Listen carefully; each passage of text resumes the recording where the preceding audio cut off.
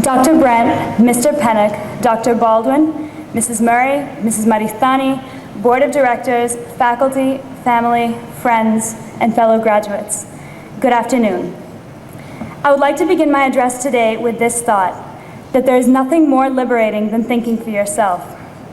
When I first sat down to write this speech, I was overwhelmed much less by a whirlwind of ideas than by the burden of expectation. I felt obligated to stand here and say what people would expect of a valedictorian, a student, and, most importantly, a member of the Baldwin community.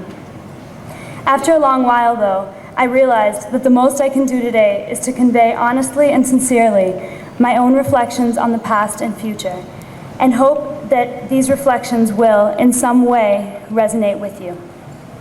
High school, adolescence. In both ways, both were great. The last 4 years have been replete with exhilarating changes and fresh experiences. We've shared hilarious moments with our friends, enjoyed dozens of fantastic conversations, and discovered sides of ourselves that we barely knew existed. But that being said, high school cannot exactly be described as pain-free. In the past few years, I think all of us have encountered difficult situations. We have all had our moments of anger, anxiety, pain, and hopelessness. We have all unleashed harmful words and emotions upon those around us and have had to deal with the bitterness which sometimes follows. And through it all, we have all struggled with the difficult process of becoming comfortable in our own skins, of learning to calm our ruthless inner critics and accept ourselves just as we are. We certainly could not have gone through all of this alone, and we didn't have to. Our parents went through so much of it with us. The enormous sacrifices our mothers and fathers have made for us as we have grown, sacrifices of time and of energy, are difficult to comprehend. Tirelessly and wholeheartedly, they have committed themselves to our well-being, going to enormous lengths to enrich our lives and to simply make us feel loved. My own parents have been everything to me, my role models, my guides, my best friends. Through the ups and downs these years have offered, they've kept me in fits of laughter and have brought warmth and wisdom to each and every day. And then, of course, there was Baldwin. Looking back, I think that Baldwin has made us feel more secure than any other school could have. Throughout the years, we've shared so many wonderful moments with our school's faculty and staff. Our secretaries have given us morning hugs and special attention every time we've stepped into the office. We've had great conversations and lots of laughs whenever we run into our counselor or our class advisors. Even our headmaster and our principal have always been approachable, acting as helpful guides rather than as intimidating authority figures. Above all, we've had the most amazing group of teachers we could have ever asked for. Our teachers have done so much for us that their significance is difficult to capture in words. They've encouraged us, they've consoled us, and, in the most appropriate moments, they've reminded us not to take ourselves too seriously. Rather than seeing us merely as their students, they have embraced us fully and have drawn out the best in us, even when it has been difficult for us to recognize the best in ourselves.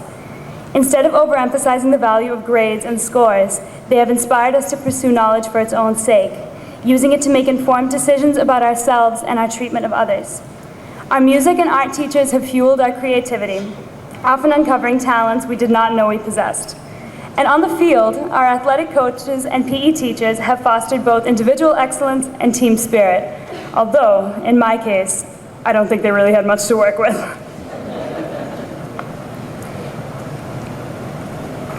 I feel quite comfortable in saying that Baldwin's atmosphere of openness and friendliness has transformed most of us into people who would much rather laugh and connect than gossip and compete.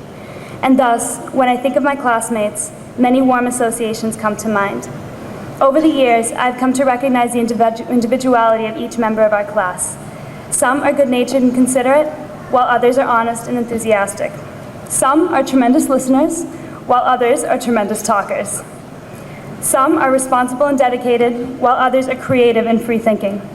I now understand that, though it may not always be apparent, each and every one of us has something unique to offer as we go out into the world. And quite frankly, I think that the world needs a little bit of individuality. The reason that today is significant for me is not simply because we have completed a major phase in our education, but rather because, starting today, our lives will be characterized to a much greater degree by personal choice. As adults, We now have the opportunity to determine what we wish to represent and, more importantly, the kind of society we wish to create.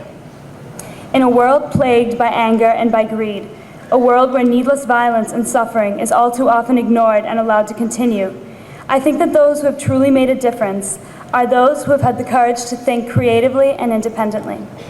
Because when we are individuals, we learn how to view situations differently. We stop adhering to rigid definitions of success and instead become able to express ourselves and act in defense of our deepest ideals.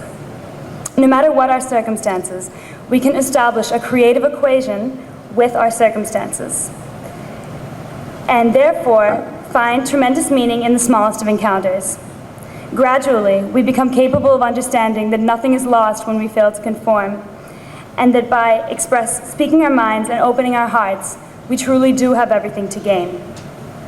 As the character Jude says in the film Across the Universe, surely it's not what you do, it's the way that you do it. In my own rather limited experience, I have found that you can best develop yourself by remaining open and accessible to the inspiration of others, by learning how to extrapolate significance from the smallest of moments. I think that the most creative ideas do not come from great triumphs. Rather, they arise out of simple conversations and quietly pleasant experiences. So the best advice that I can offer today is to always remain aware of those moments. In the midst of the ambition, which is rather inevitable as we progress through college and establish our careers, never forget that the little experiences are the ones which ultimately keep us on a meaningful path. Enjoy and absorb the good qualities in friends, family, even strangers. In ways that I've experienced but cannot quite explain, viewing others as inspiration rather than as competition produces an internal shift that brings much happiness and peace to oneself and those around you. I'm sure that many of you can agree. Many years ago, Mahatma Gandhi encouraged people to be the change they wish to see in the world. And really, I don't think that any words could be more appropriate today. Be the change you wish to see in the world. We need not establish major organizations or acquire tremendous political authority in order to be influential. By simply living and working with peace, kindness, or whatever our particular ideal may be, we can be more of an inspiration than perhaps we will ever realize. Our years at Baldwin have given us the freedom to develop ourselves in our own ways and at our own pace. Let us never deny ourselves that privilege. Take your time, go your own way, and when you look back, you might realize that many have chosen to follow you. Thank you.